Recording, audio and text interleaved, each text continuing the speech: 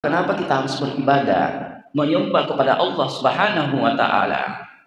Maka paling tidak ada 3 hal yang harus kita pahami. Yang pertama, kita senantiasa mentadabburi. Kita senantiasa mengkaji daripada Al-Qur'an. Itu yang pertama. Kemudian yang kedua, untuk jauh lebih mengenal Allah Subhanahu wa taala. Yang kedua, harus kita menggunakan akal pikiran kita. Dengan cara bagaimana? Dengan cara melihat, mendengar, dan merasakan. Kemudian yang ketiga, cara untuk memahami, mengetahui Allah Subhanahu wa taala tentu dengan cara bertafakur. Dengan cara memahami ayat-ayat daripada Al-Qur'an. Artinya, apabila kamu dihormati dengan suatu salam penghormatan, maka balaslah penghormatan itu yang lebih baik. Atau balaslah penghormatan itu yang sepadan dengannya. Sungguh Allah memperhitungkan atas segala sesuatu. Tafsirnya di dalam ayat ini, surah An-Nisa, memberi salam hukumnya sunnah, menjawab salam hukumnya wajib. Salam bahkan di dalamnya terkandung salah satu nama Allah. Apa itu? Assalam. Apa artinya assalam? Maha sejahtera, atau Maha yang memberi kesejahteraan dan kedamaian. Salam juga adalah merupakan doa. Kemudian di dalam kitab Al-Azkar yang ditulis oleh Imam Nawawi, salam itu, Bapak Ibu, ada 3 jenisnya. Apa itu? Yang pertama, Assalamu alaikum. Apa itu Assalamu alaikum? Semoga Allah memberikan keselamatan. Jadi salam yang kedua, warahmatullah. Semoga Allah memberikan rahmat. Dan yang ketiga, wabarakatuh. Semoga Allah memberikan keberkahan atau berkah. Makanya orang yang termasuk banyak salamnya, sopir mobil yang keluar daerah ke Makassar bawa penumpang, lewat daerah kemudian termasuk yang dianggap angker, maka biasanya itu memberi salam. Kenapa? Karena salam itu mengandung pertama keselamatan, yang kedua rahmat, dan yang ketiga berkah. Dan bukan saja itu, masuk di dalam rumah, di rumah kita sendiri ataupun di rumahnya orang lain, maka kita senantiasa dianjurkan untuk memberi salam. Ada penghuninya atau tidak ada penghuninya, Bapak Ibu silahkan beri salam. Tidak menutup kemungkinan dari rumah kita bangun tidur ke masjid salat subuh, tidak menutup kemungkinan ada di antara kita atau ada yang kita salami. Maka sebaiknya kedengaran suaranya.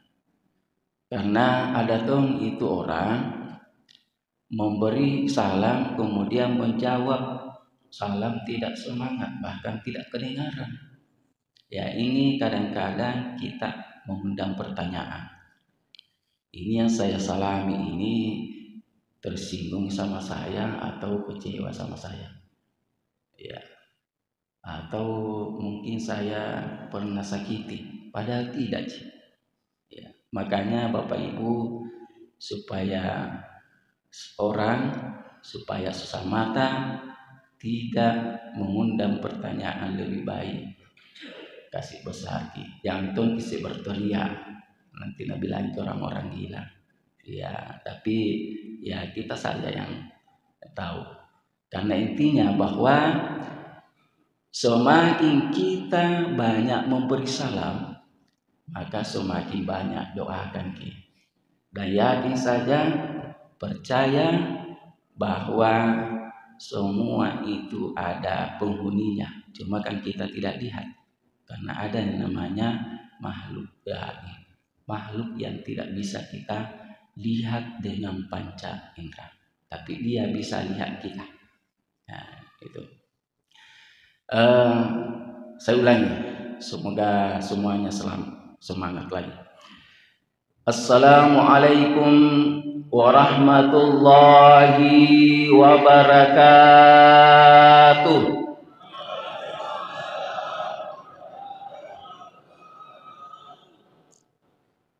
Rabbi syrah li sadri wa yassir li amri wahlul 'uqdatam min lisani yafqahu qawli.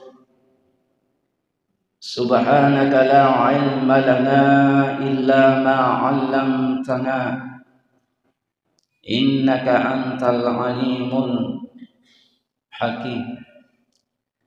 Alhamdulillahilladzi la ilaha illahu al-malikul quddus as-salamul mu'minul muhaimin al-azizul jabbarul mutakabbir. Asyhadu an la ilaha illallah la na'budu illa iyyahu mukhlishina lahuddin wa asyhadu anna Muhammadan abduhu wa rasuluh al-mab'uts rahmatan lil alamin. Allah Subhanahu wa ta'ala fil Qur'anil Karim, a'udzu billahi minasy syaithanir rajim. Bismillahirrahmanirrahim. Wa ma khalaqatul jinna wal insa illa liya'budun. Shadaqallahul azim. Jamaah subuh yang dirahmati Allah Subhanahu wa ta'ala. Saya masih ingat Bapak Ibu, saya sebenarnya pernah imam rawatib di sini. Itu 2004, 3 tahun kalau tidak salah. Belum begini masjid megahnya. Masih ada Ustaz Sabudi, Ustaz Alwi dulu yang kecil-kecil. Ada juga itu yang biasa asam Pak Haji, nggak tahu di mana. Ya, jadi sebelum Ustaz Pak Imam Alam, Ustaz Alam, nah, kemudian ada lagi sudahnya, kemudian Pak Imam saudara saya, ya, yang sekarang Imam. Ada juga saya lihat ini pimpinan Ansor, Masya Allah. Ya. Baik, jamaah salat subuh yang dirahmati Allah Subhanahu wa ta'ala. Ketika kita memberikan ceramah ataupun pengajian di mana-mana, termasuk di sekolah, termasuk di tempat lain ataupun di masjid, terkadang ada di antara mereka bertanya, Ustaz, kenapa kita harus beribadah kepada Allah? Kenapa kita harus menyembah kepada Allah Subhanahu wa ta'ala? Tentu ini adalah pertanyaan yang sangat bagus dan harus kita pahami. Yang pertanyaannya, kenapa kita harus menyembah, kenapa kita harus beribadah kepada Allah Subhanahu wa Ta'ala? Tentu yang pertama-tama yang harus kita pahami, yang harus kita ketahui, siapa dan bagaimana Allah Subhanahu wa Ta'ala, supaya kita tidak merasa sia-sia. Pertanyaan ini bagus untuk kita ketahui dan kita pahami. Jadi yang pertama, kenapa kita harus beribadah, menyembah kepada Allah Subhanahu wa Ta'ala? Maka paling tidak ada 3 hal yang harus kita pahami. Yang pertama, kita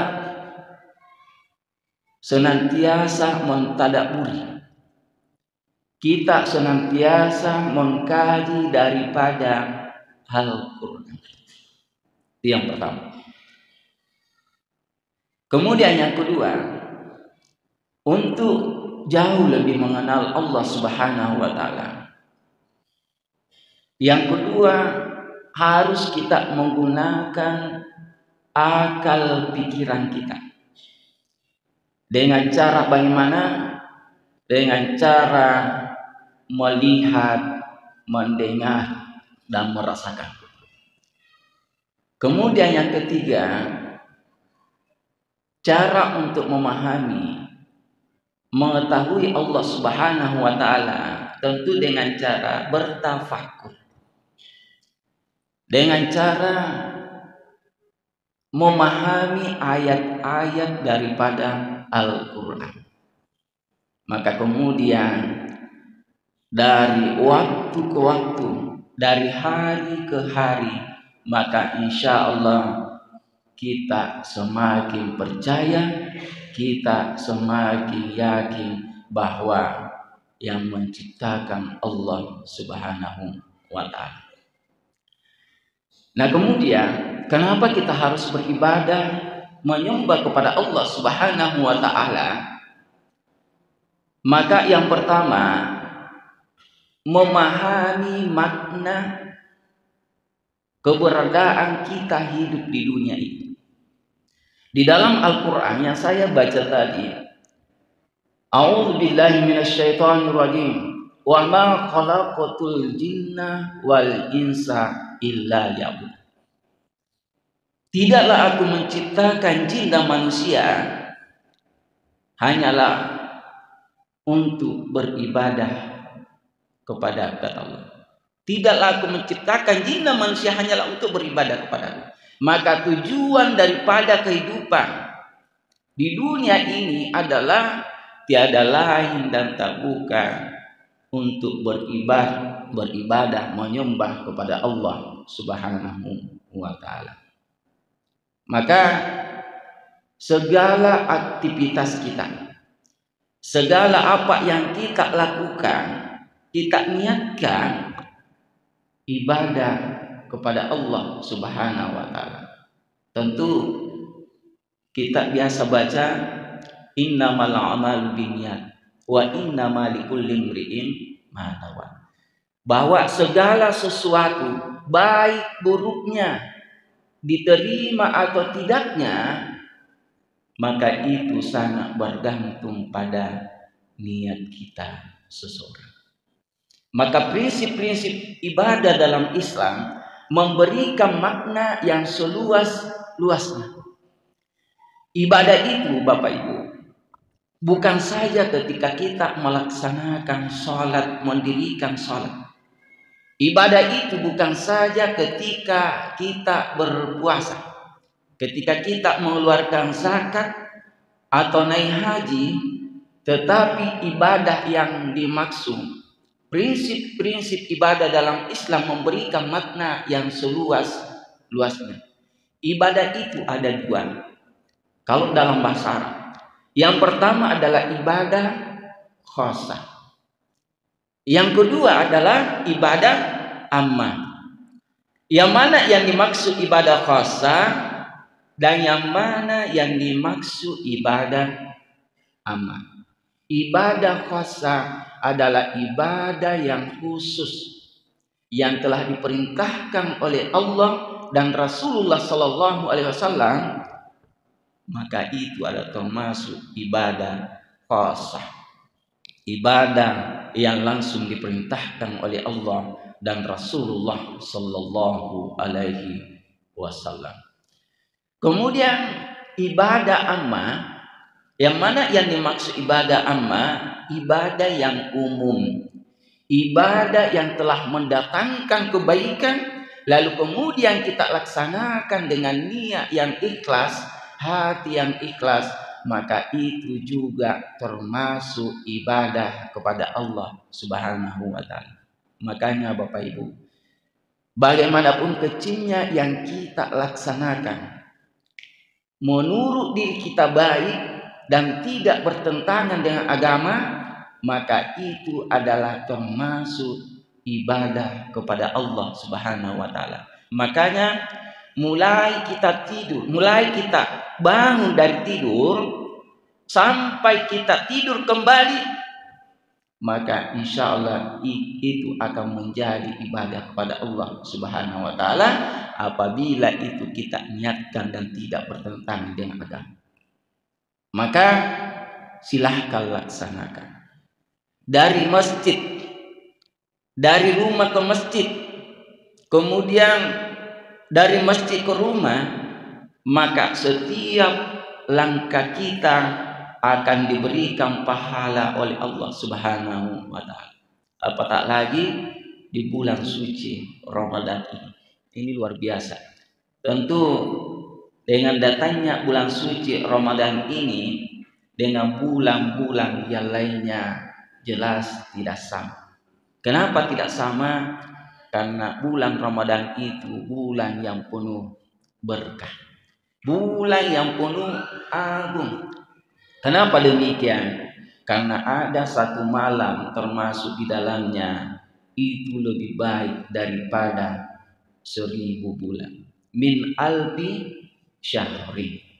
Kalau kita hitung secara matematika, tentu 1000 bulan itu kita hitung secara perhitungan, maka sama ketika kita beribadah 83 tahun kurang lebih 4 bulan. Ini luar biasa. Oleh karena itu di bulan suci Ramadan ini semoga kita tidak sia-sia dengan datangnya bulan suci Ramadan. Semoga Allah kita tidak menyia-nyiakan dan senantiasa memanfaatkan di bulan suci Ramadan. Dan siapa yang bergembira, yang berbahagia dengan datangnya bulan suci Ramadan, maka Allah mengharamkan jasad kita masuk di dalam neraka. Rasulullah sallallahu alaihi wasallam bersabda, "Man fariha bidukhuli Ramadan, haramallahu jasadahu 'alan nar." Siapa yang bergembira, yang berbahagia dengan datangnya bulan suci Ramadan, maka Allah mengharamkan jasad kita masuk di dalam neraka. Tentu para ulama menafsirkan bahwa yang dimaksud bergembira, yang dimaksud berbahagia bukan sekedar bergembira, bukan sekedar berbahagia, ketawa-ketawa, lompat-lompat, tetapi bagaimana di bulan suci Ramadan ini senantiasa memaksimalkan ibadah-ibadah di bulan suci Ramadan, termasuk membaca Al-Quran. Tentu di antara kita Bapak Ibu, di luar daripada bulan suci Ramadan, apalagi dengan datangnya bulan suci Ramadan ini, Masya Allah, ada yang bisa menamatkan Al-Quran itu 3 kali sampai 5 kali tamat. Ini luar biasa. Dan tentu orang yang senantiasa membaca Al-Quran, maka seolah-olah dia berbincang-bincang, bercakap-cakap dengan Allah Subhanahu wa ta'ala. Kenapa? Karena Al-Quran bukan perkataan siapa. Al-Quran bukan perkataan manusia, tetapi Al-Quran adalah kalamullah, perkataan Allah yang diwahyukan kepada Nabi Muhammad sallallahu alaihi wasallam, yang menjadi perantara adalah malaikat Jibril. Siapa yang senantiasa membaca Al-Quran, maka akan ditempatkan, diberikan kemuliaan setelah para nabi. Siapa yang senantiasa membaca Al-Quran, maka akan ditempatkan di surga bersama para rasul. Siapa yang senantiasa membaca Al-Quran akan diberikan syafaat, insya Allah nanti di hari kiamat. Siapa yang senantiasa membaca Al-Quran akan diberikan satu huruf 10 kebaikan, lalu kemudian Allah memberikan 10 pahala, 70 sampai 700 kali lipat ganda. Ini luar biasa. Dan siapa yang senantiasa membaca Al-Quran, Al-Quran akan datang pada hari kiamat. Busuk akan menjadi penolong bagi siapa yang membacanya. Tentu di dalam hadis Rasulullah Sallallahu Alaihi Wasallam bersabda, Iqra'ul Quran fa innahu ya'ti yaumal qiyamati syabi'al yasari. Bacalah olehmu Al-Quran, karena sesungguhnya Al-Quran itu akan datang pada hari kiamat, besok akan menjadi penolong bagi siapa yang membacanya. Ini luar biasa Bapak Ibu, membaca Al-Quran. Kemudian yang kedua, ini panjang sebenarnya ini pembahasannya. Kenapa kita harus beribadah kepada Allah Subhanahu wa Ta'ala? Ya. Supaya karena kita ini diciptakan oleh Allah Subhanahu wa Ta'ala, kita sadari, kita pahami bahwa yang menciptakan adalah Allah Subhanahu wa Ta'ala. Yaitu sebagai tanda rasa syukur kita kepada Allah Subhanahu wa Ta'ala. Karena segala apa yang kita rasakan, apa yang kita saksikan, yang kita pakai di tubuh kita, apa yang kita rasakan sekarang ini, tentu kita sadari, pahami, semuanya itu adalah datangnya dari Allah Subhanahu wa Ta'ala. Dan bagaimanapun canggihnya teknologi, kemajuan pada zaman sekarang ini, maka tentu belum ada alat yang begitu canggih yang bisa menghitung nikmat yang Allah berikan kepada kita sekalian. Dan sekiranya air laut dijadikan sebagai tintanya, kemudian ranting-ranting dijadikan sebagai penanya, maka kita yakin dan percaya pasti nikmat yang Allah berikan kepada kita sekalian sama sekali kita tidak bisa menghitungnya. Wa in ta'uddu ni'matallahi la tuhsuha. Sekiranya kita mau menghitung nikmat yang Allah berikan kepada kita sekalian, maka pasti kita tidak bisa sama sekali menghitungnya. Kemudian saya singkat-singkat saja ini. Kenapa kita harus beribadah kepada Allah Subhanahu wa Ta'ala? Karena Allah lah yang maha kuasa. Allah lah yang maha pencipta. Bahwa segala apa yang ada di langit, apa yang ada di bumi, beserta isinya, semuanya itu adalah ciptaan Allah Subhanahu wa Ta'ala. Jelas di dalam Al-Quran, lillahi ma fis samawati wa ma fil ard wa in tubdu ma fi anfusikum aw tufu yuhasibukum billah wa yaghfiru liman yasha wa yu'adzibu man yasha wallahu ala kulli syai'in qadir. Bahwa segala apa yang ada di bumi, apa yang ada di langit beserta isinya, semuanya adalah ciptaan Allah Subhanahu wa Ta'ala. Saya kira cukup barangkali jamaah subuh, ya mudah-mudahan ceramah dapat bermanfaat kepada kita semua, terkhusus kepada pribadi saya sendiri. Wallahul hadi ila siratal mustaqim. Assalamualaikum warahmatullahi wabarakatuh.